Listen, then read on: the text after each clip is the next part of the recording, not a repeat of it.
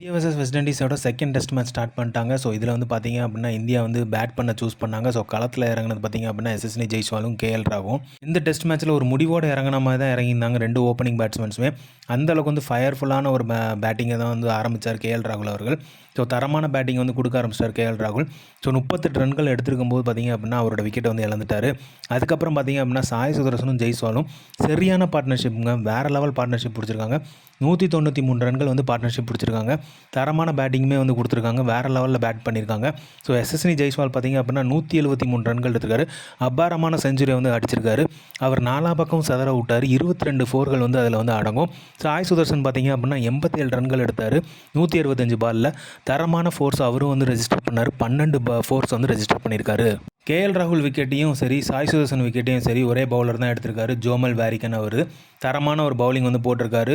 So சூப்பரான bowling. So இதில் வந்து பார்த்தீங்க அப்படின்னா இந்தியா வந்து சுப்மன் கில்லும் எஸ்எஸ்வி ஜெய்ஸ்வாலும் வந்து கிரவுண்டில் இருக்காங்க இன்னுமே. ஸோ பேட்டிங் வந்து பார்த்தீங்க அப்படின்னா 318 ரன்கள் வந்து இந்தியா வந்து ஸ்கோர் பண்ணியிருக்காங்க 2 விக்கெட் இழப்பில். ஸோ எஸ்எஸ்வி ஜெய்ஸ்வாலோட செஞ்சுரி வந்து வேறு லெவலில் இருந்துச்சுங்க, சூப்பராக இருந்துச்சு வைசாக்கில். இதுக்கு முன்னாடி பார்த்தீங்க அப்படின்னா விராட் கோலி இதே மாதிரி வெறித்தனமாக இங்கிலாந்து கூட விளாண்டுருந்தார். இப்போ பார்த்தீங்க அப்படின்னா வெஸ்ட் இண்டீஸ் கூட வந்து எஸ்எஸ்வி ஜெய்ஸ்வாலும் வந்து வெறித்தனமாக விளாண்டுருக்காரு. இன்னுமே வந்து கிரவுண்டில் இருக்கார். சுப்மன் கில் வந்து 20 ரன்களோடையும், எஸ்எஸ்வி ஜெய்ஸ்வால் 173 ரன்ஸையும் எடுத்திருக்காரு.